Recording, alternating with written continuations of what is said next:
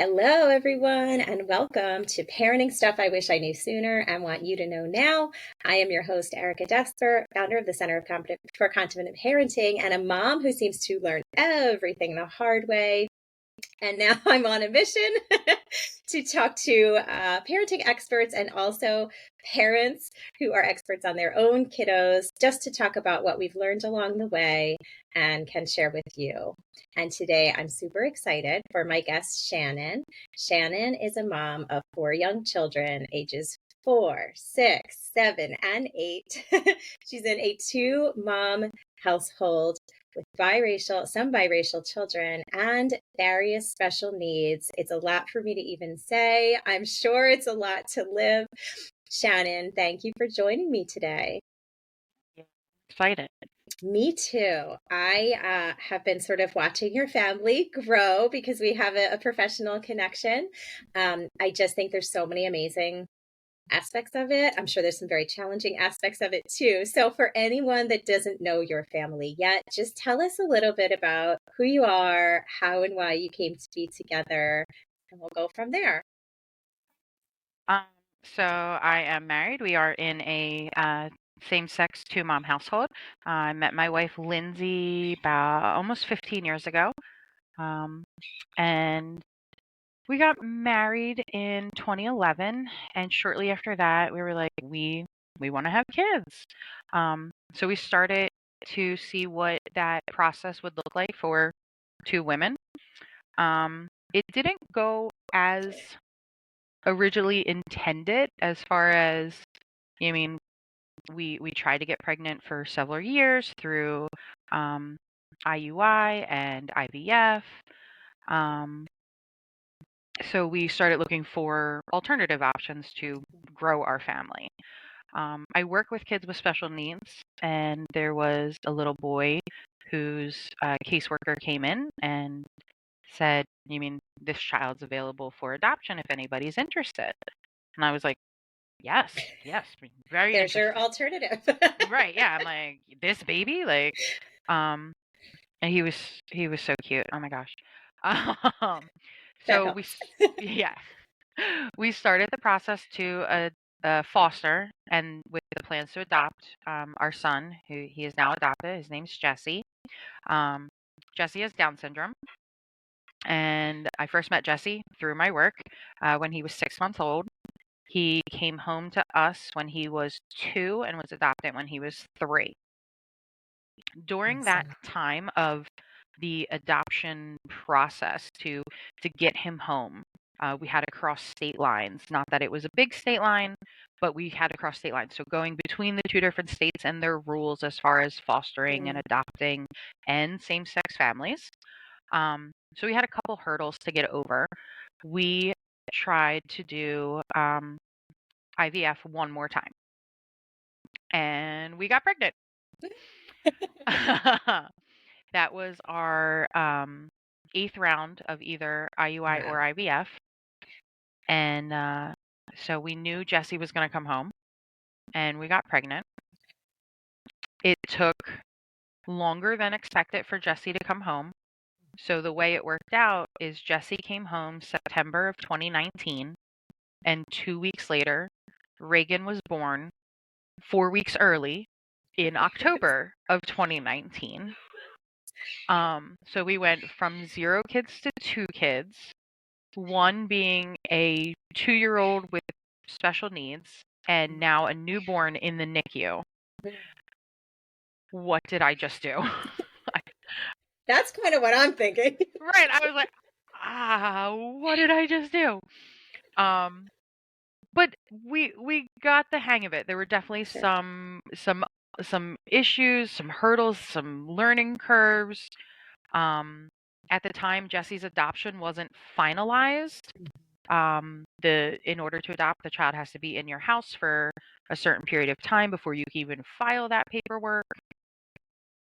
So there were some things that we had to get done with that. My son Jesse is biracial, so certain things that have to be done because of that is we had to do a sickle cell anemia test, along with other things that we needed just for the adoption itself. So we finalized Jesse's adoption. So now we have 2 kids. Great, awesome. 2 kids, a boy Perfect. and a girl. We're done, right? Yep. Nope, nope, we weren't done. Another little boy, where I work, this was during COVID. So the way our structure was a little different during COVID times. We were with one kid for majority of the day to risk or to eliminate spreading risk of germs, things like that.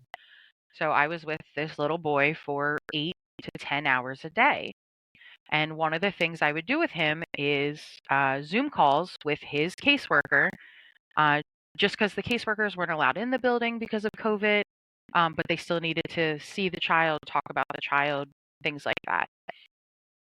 And I do the Zoom call, and she said, well, this is going to be my last time with him because now he's getting a pre-adoptive caseworker. And I'm like, he's available for adoption? The Introducing magic words. RJ. Yeah. So introducing RJ. RJ's entire process was so much quicker than Jesse's. I think because it was during COVID. With Jesse, we did little outings and we would take him out to lunch. We would do a day trip. He would come spend one night and then go back to the facility. With RJ, we went to visit him twice, and it had to be outside and it had to be at the distance. So I would go and I would be with RJ, and Lindsay would have Jesse and Reagan, and we would be on like opposite sides of the playground. We're like, say hi. And that was really their introduction to RJ. And 2 weeks later, we brought him home, and he was home. That's cool. And then RJ's adoption journey was also different than Jesse's. At the time of Jesse's adoption, his birth parents were no longer involved. At the time of RJ's, when he came home to us, birth mom was still very much involved and trying to see what she could do to be reunited with him. Ultimately, that did not happen, and we were able to move forward with adoption. So when you adopt with our agency, they close your house for 6 months. So Jesse was adopted in August, and we met RJ. We started talking about RJ coming home. So technically, our house is closed right now. It was October, and we had to do a couple things real quick as far as home inspections. Everything was still in the system because we had just adopted Jesse. So RJ was able to come home very quickly. RJ's adoption was then finalized that next summer in July. And then during the first week of school, so like September, we got a phone call about a placement for a little girl who is our current foster daughter. And as it would be, I also know her from my previous work. So I did have a connection with her prior to her coming in my house. The dynamic is definitely different because she knew me more as a therapy role and just like a passerby, whereas now I'm more the mom role. So ultimately, you mean right now our house is still open. We still do have an open foster case going on. And then we have our 2 boys with special needs that are adopted. And we have Reagan, who is our typical sassy little self. Throw her right in the mix. What And an that's, amazing, yeah. from like, we can't get pregnant and the drama of trying that 8 times, which I just hope that gives hope to somebody out there that's, maybe on one of those earlier times and thinking this is never going to come together. I can't even tell you how many times I've heard that story of we stopped trying, kind of relaxed about it or gave up on it Yep. or whatever and looked at another avenue, and then boom, now we have a pregnancy, a biological kid, and then an adopted or fostered or whatever. Like Yep. there must be something about going like, okay, I make peace with this, and the body goes, oh yeah. Ultimately, I think that's what it was too, that I was just like, okay. I was like, I Yes. knew that, you mean that my baby, you mean, was not necessarily going to be from me. But when I saw Jesse, I was like, that's my baby. Right. So I knew that my Yeah. baby was going to come home. I was like, okay. Yeah. Yeah. And can you speak a little? So we know Jesse has Down syndrome.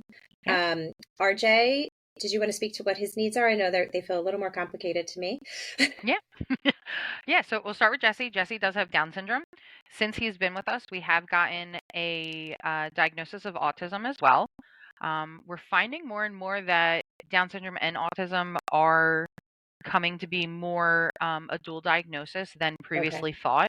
Hmm. Um, and along with there's certain things with Jesse that I'm still not sure if that's the Down syndrome playing a role in whatever our current Hmm. issue might be, or if it's the autism playing a role, or the combo of the two for him. Yep. Um, but so Jesse has Down syndrome, he has autism, he is considered nonverbal, he does not speak, and he is also still considered non-ambulatory, so he does not walk. Um, Walking, as far as like the diagnosis of non-ambulatory, he would have to be able to complete his day independently on his feet, and he's not able to do that right now. I was going to Um, say, because I walked with him at the walk.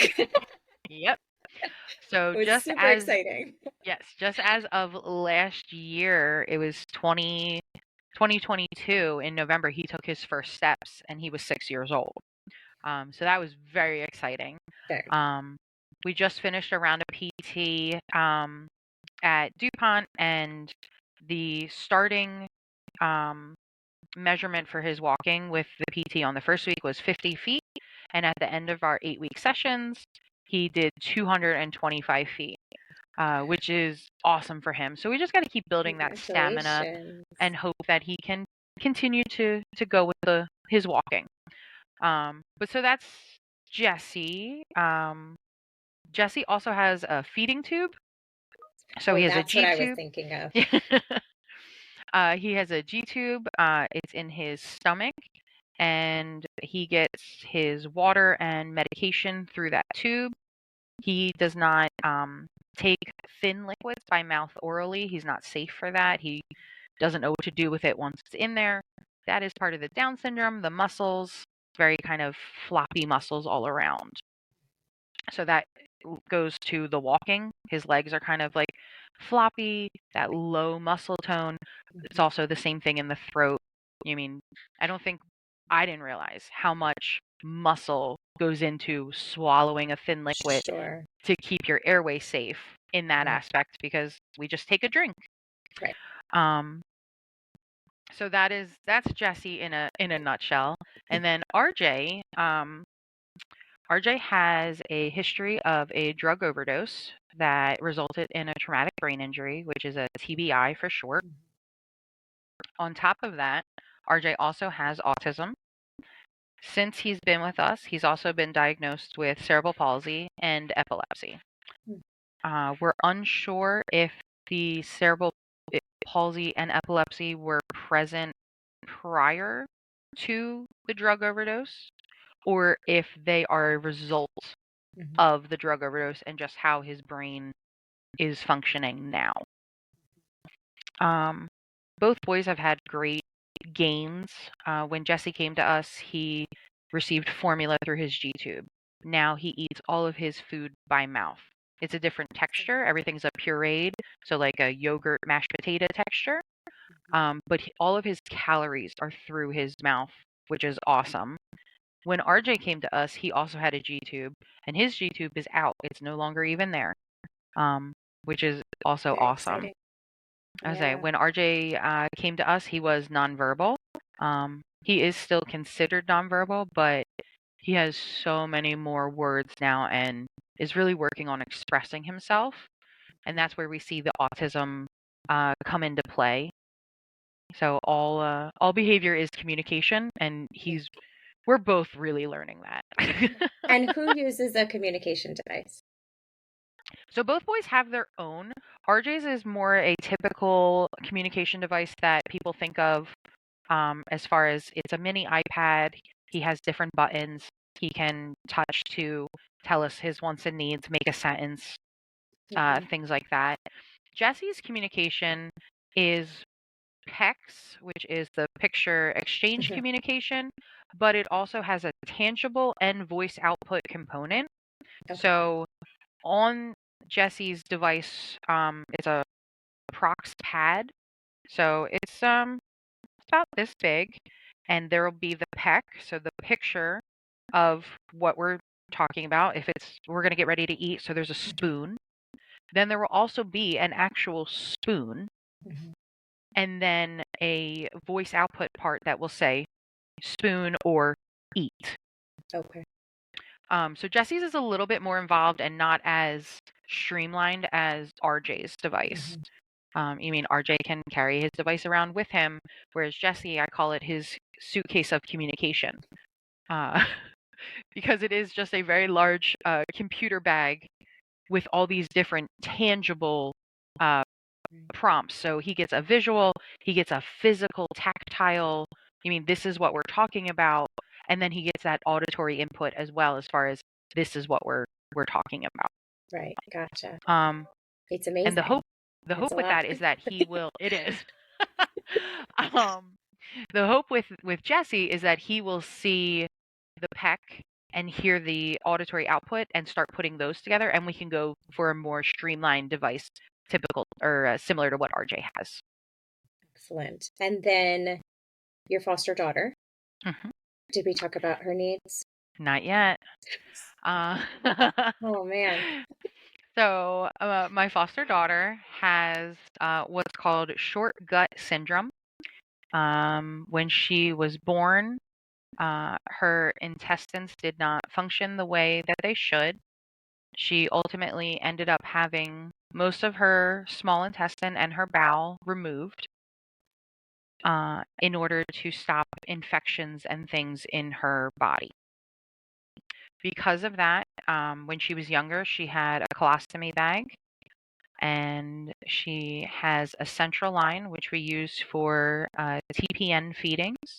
She also has a G tube that we use for formula feedings. The short gut syndrome is majority of her medical needs. She also has cerebral palsy. She also has a cognitive delay. But most of her medical stuff is from the short gut. So the TPN is something that we do right now 3 nights a week, which is awesome because it used to be 7 nights a week. Ooh. Um, she has a central line right in her chest. Um, Me or my wife will access the line. We have to prep her TPN. We add vitamins. We add different medications that are all prescribed by her doctors and her GI team at DuPont. And then we hang her TPN bag, and it runs overnight while she's sleeping. Along with that, she also has an overnight feed that runs into her G tube. The whole thing with her is to try to gain weight, maintain weight. She does not eat a lot by mouth, but we are working on that. She has gained uh, weight since being with us for the past year. And our ultimate goal for her would be to get that central line out so that she can have more of a quality of life. With the central line, she can't get a shower because the line can't get wet. So her bath is very low water, a lot of keep your head back. We do have dressings that we can cover it, but you mean as water gets on something sticky, it does start to come off. But we have to keep that line clean, clear, free of infection, knock on wood, so that we can keep her out of the hospital and safe and healthy and continuing to do great things with her medical needs. But Wow. That's so amazing. And I'm just wondering, I mean, okay, I would not be up for this, Shannon. I can tell you right now. First of all, I'm not up for 4 kids, but that's just me personally. I have one, I'm one and done. So that says a little bit about what I'm up for. Um, but I guess my question is this possible for you because of your professional background? There's a lot of medical needs here that would kind of freak me out. So is this something like the average person could take on? Or is this something better taken on if you have a bit of background? I think it's good to have a bit of a background because my kids are foster and adopted. I think if this was Reagan and I didn't have the background, I would, do everything I possibly could, for your child, I think Sure. much like any other parent. Um, but because of my background and also because I knew these kids Mm, before they were my kids, which is kind of a funny thing to say. Um, I knew their personalities, I knew their medical needs. We knew what we were getting into. sure. Um, that made it a little easier. Whereas if and as a foster family, we have turned down kids. Um, and that's if people are interested in fostering, it is an option. You don't have to take every kid that they call about. Right. And we have. And the first time I turned down a kid, I felt horrible. And I was like, but at the time, it just wasn't their needs with the needs of the children Right. that we have in the house now. I was like, that's too much. That's wave the Right. white Right. Right. flag. Nope. Yeah. Um, And and does your partner, your wife, she have a medical background as well, or is this solely like okay? no, the medical stuff is me. Lindsay works for in an IT department for a water company. Oh, totally not medical at all. No, not So the medical learning curve may have been a little greater for on her, her. but Yeah. asking her, and somebody just asked her the other day if she thought, like, when she met me, would did she know that we were going to have kids with special needs and that we would foster and we would adopt and do these things? And she was like, I knew immediately. I was like, really? I didn't. I was Isn't like, that that's funny? funny. Like, right. I was like, it's my background and I didn't think this would be Right? This my was your my mission and you didn't even know it. right. Yeah. And Lindsay's like, no, I knew. And I was like, oh, okay. But how amazing for each of these kids and all of them collectively to cross paths with someone who has the ability and the desire and the willingness to take them on, Mhm. because I don't think that just anybody could do that and do that as well as you two are doing. No. Congratulations on your family. Thank It's you. just such an amazing story. So, okay, so now that we have all the facts out there, do you realize it took 22 minutes to tell us To explain my to family. explain your family? Oh my gosh, I love it. Okay, so what I'm going to flip my questions actually. What are the biggest joys that you experience with respect to this family dynamic that you have with all the blending and all the needs and all of that? Like, what do you love about it? I think seeing the small things. So the fact that Jesse was 6 years old the first time he took his independent steps, something we had been working on with him since the minute he came home. Um, Jesse eating by mouth all his calories. Again, something we had been working on prior to him coming home. Um, and things like that. And seeing Jesse, like, so going kid by kid, um, seeing his educational goals right now, and that he is doing things that maybe a couple years ago, cognitively, we didn't think he would be able to do.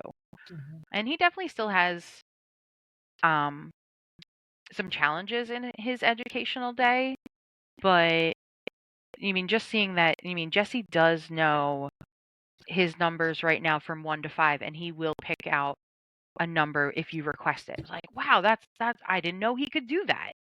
So that's awesome that Jesse does know his name and he can point to his name in the classroom um, setup to say that he's here today for school. So Mhm. I'm like, okay, he knows that. People have asked us before, like, how will we explain adoption to Jesse? And I'm Mm, like, I think Jesse knows that we're his people. So that's how we explain adoption to Jesse. right. Um, as far as joys for RJ, is seeing him, this like vocal and verbal outburst we've had lately, this explosion of words, and him being able to tell me, you mean mommy apple juice? I'm like, okay, you want apple juice. I was like, that's so much easier than, It's you mean, both so small and so huge, yes, right? right. And then 2 years ago when him wanting a drink and not having the the setup, the communication, the skills to tell me that. And now it's just like, mommy, apple juice. I'm like, yeah, sure, here, have some apple juice. I mean, who would not give apple juice in that scenario? Exactly, yeah. And it also goes, you mean mommy chippies? I'm like, yeah, sure, you want chippies? Go for it. Totally But then get it. also the little things of now he knows how to ask for it, but now he also has the fine motor skills to just go and open the chips by himself. So I'm like, oh, you don't even need me. Like, you can open your own snack. Yeah, and it's amazing, obviously if you have more typical kids with fewer challenges or no challenges, you're not even going to notice some of those things. But when you work that hard for that long to get to something that small, it's just so big. And that's great that you're able to, savor it. And it's like a huge win for everybody. So yeah, little things, communication, education. I think those are our main like little daily goals. With Reagan, it's just so awesome to see her as far as caring for her brothers. And it's funny because she is 4 years old and she calls herself the big sister, even though she's 2 to 3 years younger. And I was like, you're the little sister. Because she was there first. She was there first, but I think she sees it because like she can do because certain of how she things, cares for them. right? Yeah. And she knows that the boys, maybe caregiver. can't do this certain thing. So I she's can't like, even imagine what her mission is going to be when she gets to it with having I was, grown up in yeah, this environment. I would say at least like a nurse or special education. I see her doing something. But then even with her typical peers at school, like she includes everybody, which is Sure. nice to see. And she accepts answers. So if we go to an event that's for kids with special needs, and you mean, mommy, why do they have a tube? Oh, they have a tube just like Jessie has a tube. Okay. It's just a Like, matter of fact. Yeah. right. She's like, oh, okay. Everybody's Or different. she's very appropriate to point out like they have a wheelchair just like Jessie's wheelchair. I'm like, yeah, they do.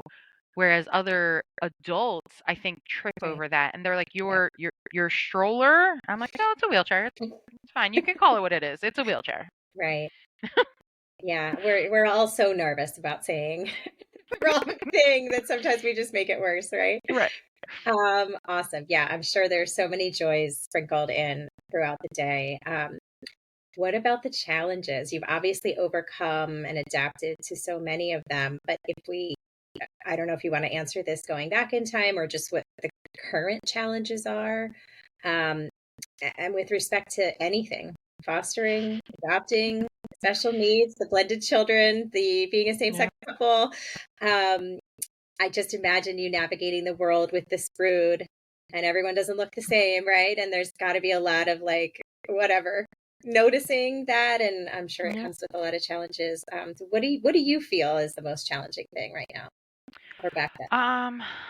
Ultimately, I think the most challenging thing is making sure that Reagan gets the time that she deserves because the other kids do take up so much of our time with their medical needs or special needs.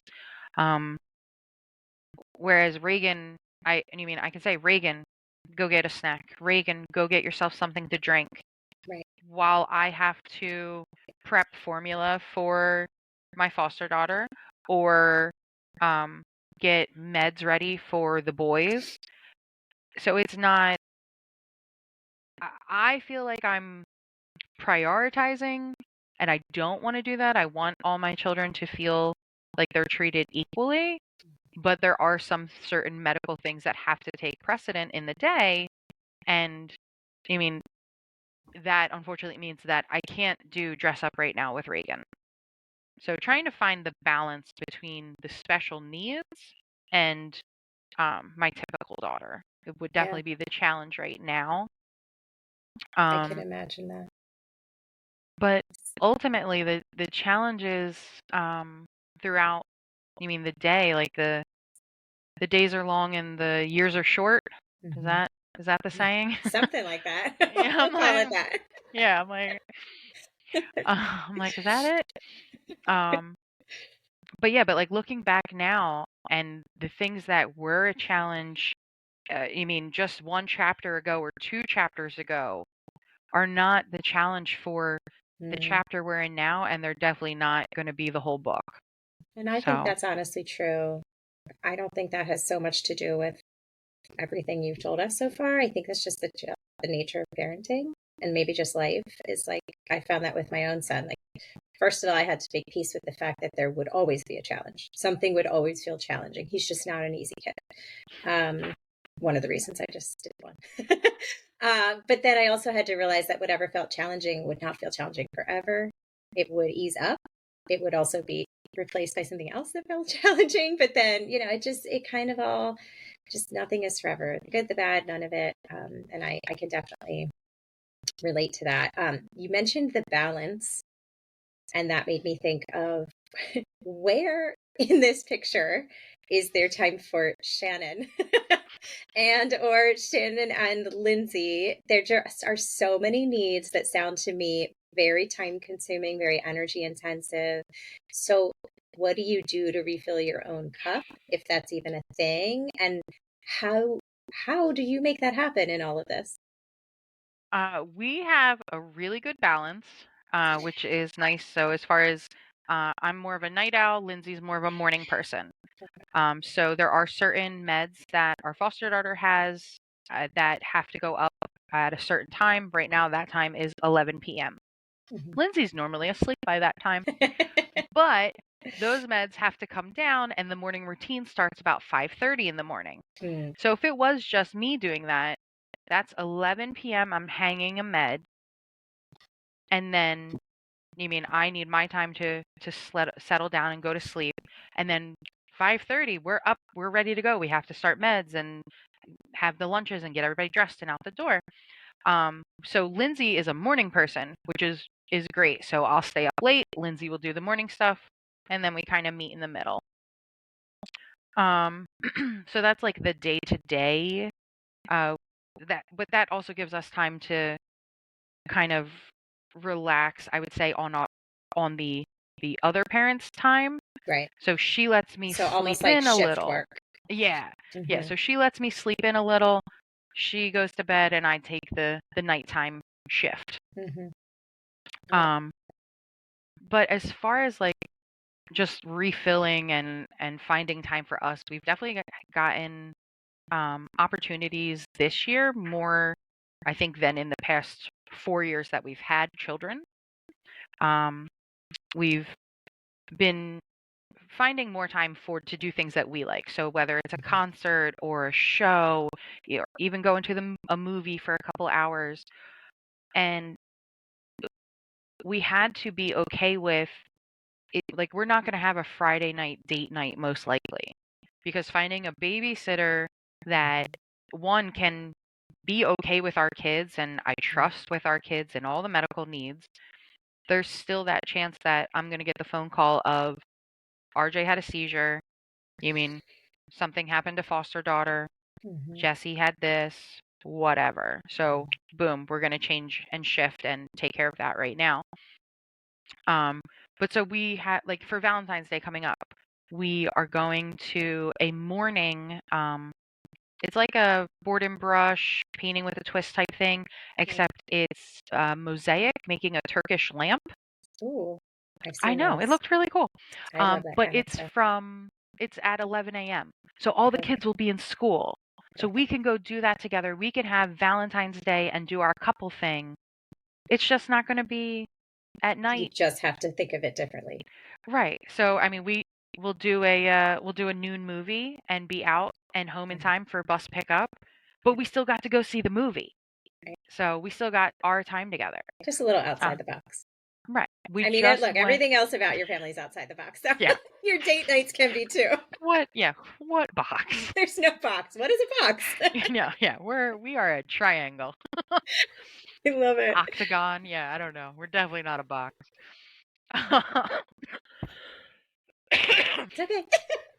Oh my gosh. More of I the mean, maybe caregiver. can't do this certain thing. So I can't she's like, even imagine what her mission is going to be when she gets to it with having as is, grown up in yeah, this environment. I would say at least like a nurse or Hmm. special education. I see her doing something. But then even with her typical peers at school, like she includes everybody, which is Sure. nice to see. Yep. Um, and she accepts answers. So if we go to an event that's for kids with special needs, and you mean, mommy, why do they have a tube? Oh, they have a tube just like Jesse has a tube. Okay, It's just a like matter of fact. Yeah. right. She's like, oh, okay. And Everybody's or different. she's very appropriate to point out like they have a wheelchair just like Jesse's wheelchair. I'm like, yeah, they do. Whereas other adults, I think, trip Right. over that, and they're like, Yeah. your stroller. I'm like, no, it's a wheelchair. It's fine. You can call it what it is. It's a wheelchair. Right. Yeah. We're all so nervous about saying the wrong thing that sometimes we just make it worse, right? Right. Awesome. Yeah, I'm sure there's so many joys sprinkled in throughout the day. What about the challenges? You've obviously overcome and adapted to so many of them, but I don't know if you want to answer this going back in time or just what the current challenges are. Um, and with respect to anything, fostering, adopting, special needs, the blended children, the being a same Yeah. sex couple. Um, I just imagine you navigating the world with this brood and everyone doesn't look the same, right? And there's got to be a lot of like, whatever, noticing that. And I'm sure it Yeah. comes with a lot of challenges. So what do you feel is the most challenging thing right now or back then? Um, ultimately, I think the most challenging thing is making sure that Reagan gets the time that she deserves Hmm. because the other kids do take up so much of our time with their medical needs Yeah. or special needs. Um, whereas Reagan, I can say, Reagan, go get a snack. Reagan, go get yourself something to drink. Right. While I have to prep formula for my foster daughter or um, get meds ready for the boys. So it's not, I feel like I'm prioritizing and I don't want to do that. I want all my children to feel like they're treated equally, but there are some certain medical things that have to take precedent in the day. And I mean, that unfortunately means that I can't do dress up right now with Reagan. So trying to find the balance between the special needs and my typical daughter. It would Yeah. definitely be the challenge right now. I can Um, imagine that. but ultimately, the challenges throughout, the day, like the days are long and the years are short. Is Hmm. that is that the Yeah. saying? Something like that. Yeah, We'll call it that. yeah, I'm like, is that it? Um, but yeah, but like looking back now and the things that were a challenge, just one chapter ago or two chapters ago are not the challenge for the Mm. chapter we're in now, and they're definitely not going to be the whole book. And I think So, that's honestly true. I don't think that has so much to do with everything you've told us so far. I think that's just the nature of parenting and maybe just life is like, I found that with my own son. Like, first of all, I had to make peace with the fact that there would always be a challenge. Something would always feel challenging. He's just not an easy kid. Um, one of the reasons I just did one. But then I also had to realize that whatever felt challenging would not feel challenging forever. It would ease up. It would also be replaced by something else that felt challenging. But then, it kind of all, just nothing is forever. The good, the bad, none of it. And I can definitely relate to that. You mentioned the balance, and that made me think of where in this picture is there time for Shannon or Shannon and Lindsay? There just are so many needs that sound to me very time consuming, very energy intensive. So what do you do to refill your own cup, if that's even a thing? And how how do you make that happen in all of this? we have a really good balance, which is nice. So, as far as I'm more of a night owl, Lindsay's more of a morning person. So there are certain meds that our foster daughter has that have to go up at a certain time. Right now, that time is 11 p.m. Lindsay's normally asleep by that time, but those meds have to come down, and the morning routine starts about 5:30 in the morning. So if it was just me doing that, that's 11 p.m. I'm hanging a med, and then I need my time to settle down and go to sleep, and then 5:30 we're up, we're ready to go. We have to start meds and have the lunches and get everybody dressed and out the door. So Lindsay is a morning person, which is great. So I'll stay up late. Lindsay will do the morning stuff, and then we kind of meet in the middle. So that's like the day to day. But that also gives us time to kind of relax, I would say, on the other parent's time. Right. So she lets me So sleep almost like in a shift little. work. Yeah. Yeah. So she lets me sleep in a little. She goes to bed, and I take the nighttime shift. But as far as like just refilling and finding time for us, we've definitely gotten opportunities this year more, I think, than in the past 4 years that we've had children. We've been finding more time to do things that we like. So whether it's a concert or a show, or even going to a movie for a couple hours, and we had to be okay with it. Like, we're not going to have a Friday night date night most likely, because finding a babysitter that one can be okay with our kids and I trust with our kids and all the medical needs, there's still that chance that I'm going to get the phone call of RJ had a seizure. Something happened to foster daughter. Jesse had this, whatever. So boom, we're going to change and shift and take care of that right now. But so we had, like, for Valentine's Day coming up, we are going to a morning, it's like a board and brush painting with a twist type thing, except it's mosaic, making a Turkish lamp. Ooh, I've I seen know, those. it looked really cool. I love that But kind of stuff. it's at 11 a.m. So all the Okay. kids will be in school. So we can go do that together. We can have Valentine's Day and do our couple thing. It's just not going to be at You night. just have to think of it differently. Right. So I mean, we'll do a noon movie and be out and home in time for bus pickup, but we still got to go see the movie. Right. So we still got our time together. Just a little outside the box. Right. We I mean, just look, went. everything else about your family's outside the box. So Yeah. your date nights can be too. What? Yeah. What box? There's no box. What is a box? No. Yeah. We are a triangle. I love it. Octagon. Yeah. I don't know. We're definitely not a box. Sorry. And you mentioned a retreat, I think, when we Yep. were prepping for this. What is that, something through like respite care? So we do have options for respite care for the boys and for our foster daughter. Yeah, go ahead.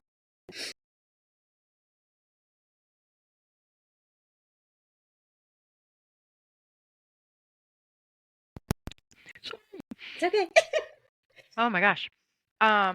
Respite care for our foster daughter is a little different than for the boys, because she actually has to go to another approved foster home Okay. for that time. Whereas respite care for the boys is more anybody that we deem appropriate and capable of caring for them, and we can do like respite care within our home. Okay. So most of the time that's a family friend or trusted friend to do that.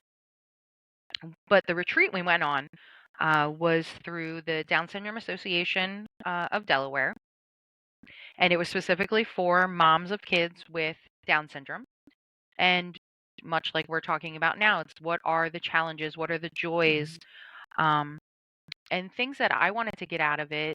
And maybe not so much right now, but looking ahead, is I talked to a mom whose son is an adult, and I wanted to know, what does guardianship look like for your adult child with special needs? What was your process for select services for a male?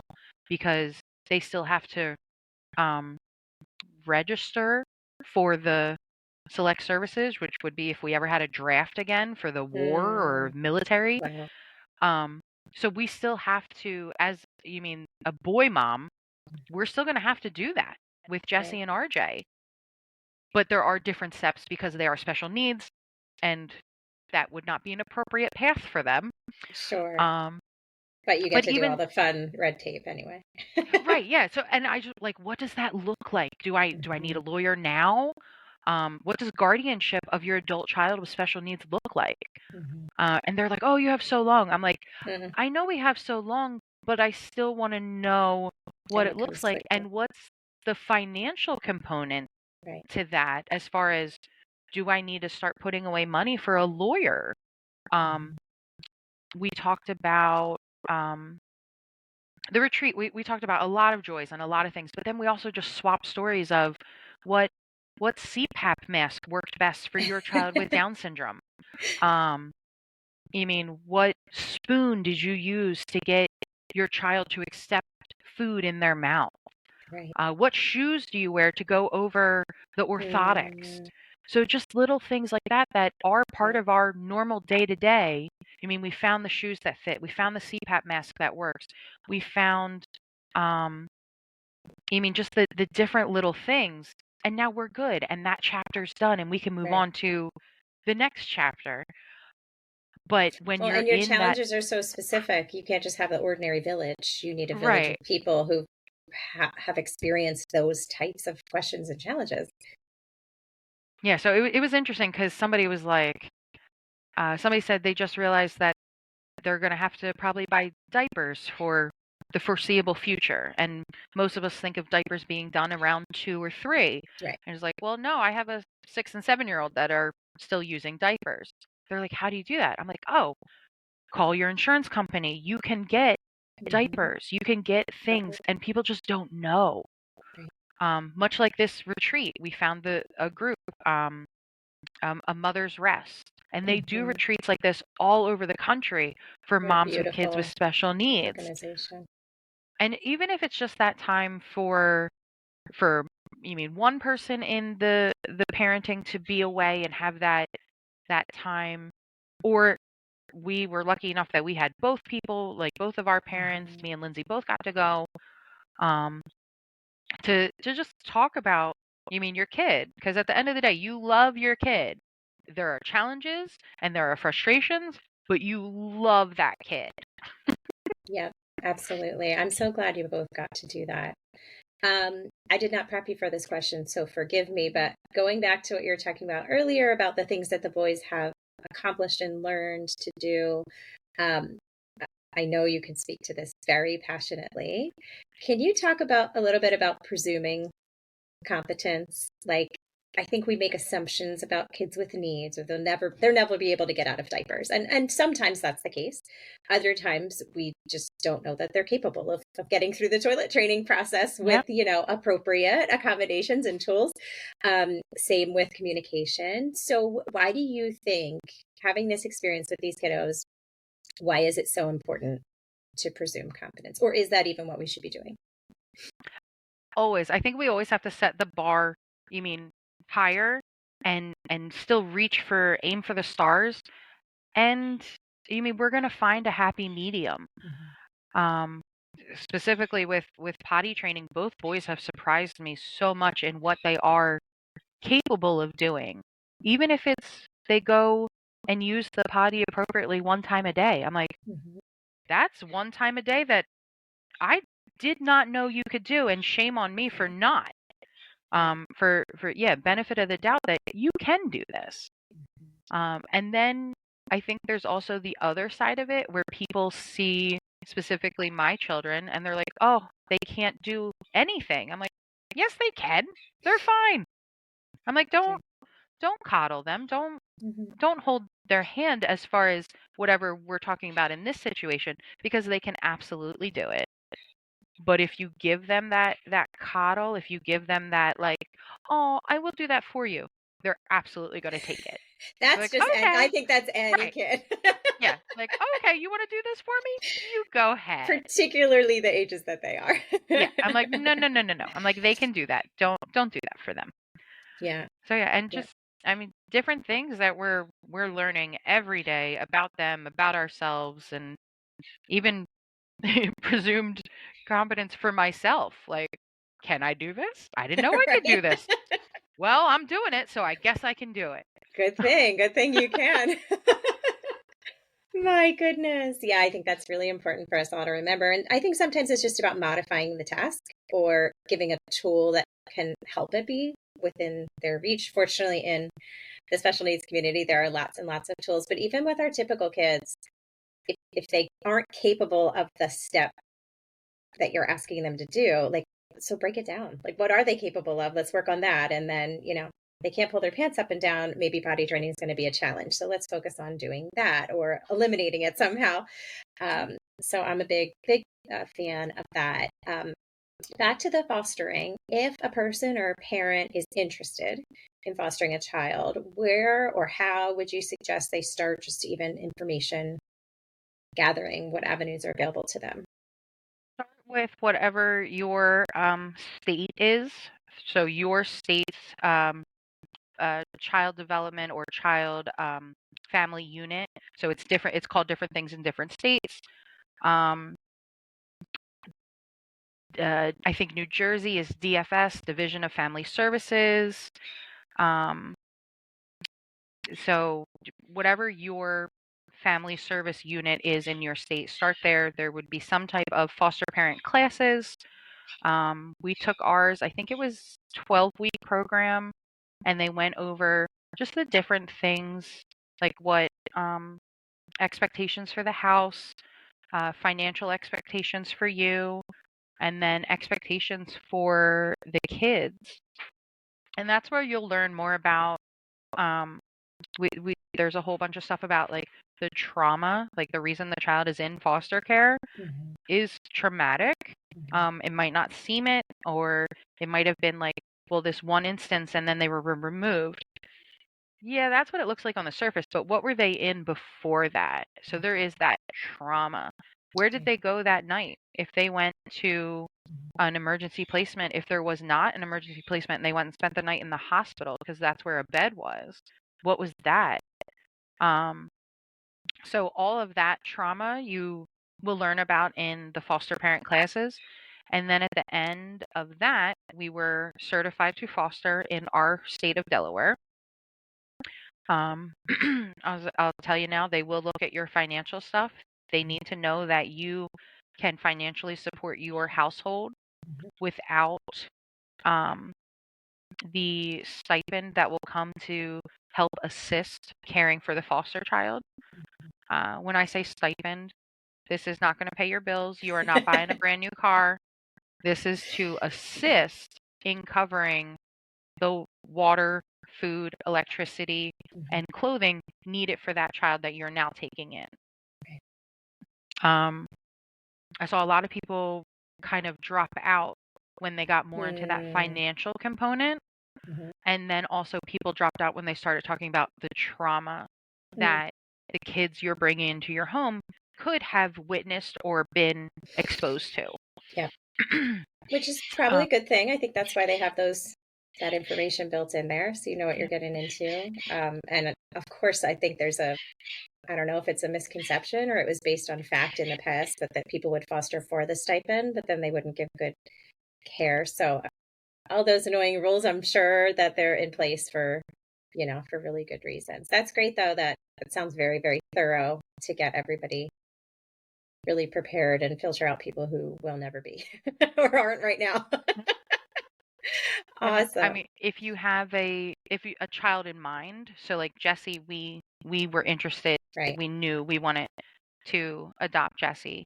Um, so after we did our foster parent classes, we went to a private adoption agency, and we also had to do their classes. Okay.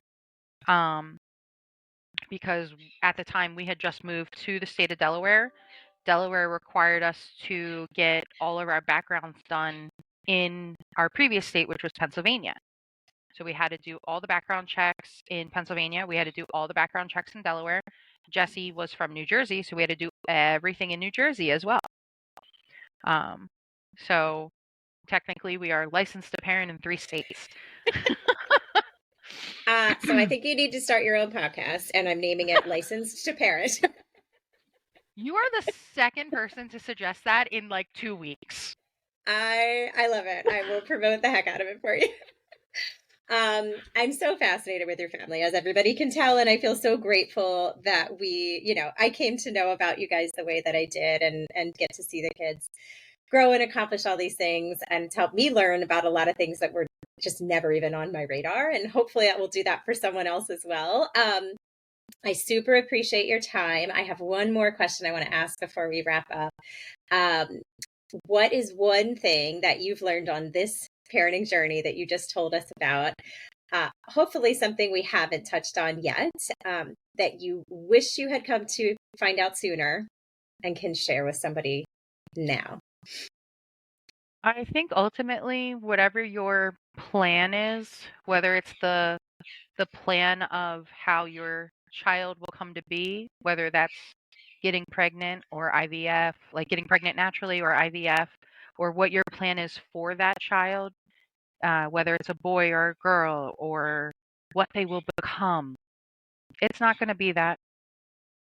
It's not.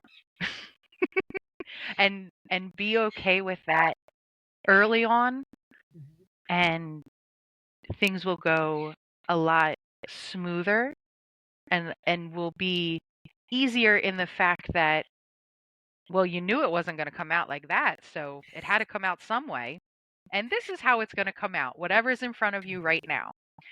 And ultimately what is hard now is not going to be hard a year from now, and whatever Absolutely. chapter you're in now is not the whole book. I love that so much. Okay, we're going to talk. You're working on the podcasting. Like, you need more on your plate, right? I just out of nowhere added to your heaping plate. I love that. The chapter you're in right I now, love it's not talking the about my whole kids. book. You can tell it comes across. I really hope on each of their levels, wherever they are with cognition, I really hope that at some point they can know or even just feel, what you two really had to go through and the hurdles you had to overcome. Like, you really, really wanted them here. And look, we all want our kids here. We all love them to pieces, but you guys really selected them. And all the parts of them. And I just think it's such a beautiful thing. Shannon, thank you so much for joining me, and your birds in the background. They wanted to be our mascots today. There's usually a mascot. One time we had a dog. I love it. The more the merrier. Listeners, I'm sure I'll have you on again. There's just so much to talk about, but I will be back soon with more stuff that I and others wish that we knew sooner. In the meantime, I'll sign off as always with the list of stuff I learned the hardest way. Ask for help when it's offered. Accept help when it's offered. Ask for it when it isn't. You're the expert on your child. Trust your gut. And if you need to be the squeaky wheel. Thank you for listening, everyone. Bye.